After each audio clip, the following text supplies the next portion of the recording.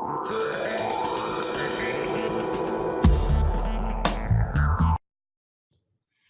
this is Sue from Createful Journals, and today's video is an answer to another question, and that's how do I find the page size of my slides when it's not on the sales page? I don't know where to look in PowerPoint to find what size book this is going to be. So to do that, it's very, very simple. So you open up your template that you have just purchased, and then you're going to go to the Design tab. And then you simply go over here and it says Customize Slide Size. Click on this and then go to the Custom Slide Size, and it's going to pop up right here. So this is, it's custom, it's 8.5 by 11 inches and portrait. Okay, so that is how you find the size.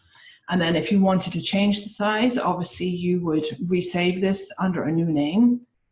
And again, you could just go in here and change the dimensions. So if you wanted to go an 8 by 10, you would just change the numbers in here. And then you would save it here. And that's all you have to do. So I'm not going to resave the size. Okay, so that's how you find it. And if you have any other questions, just let me know. Thanks.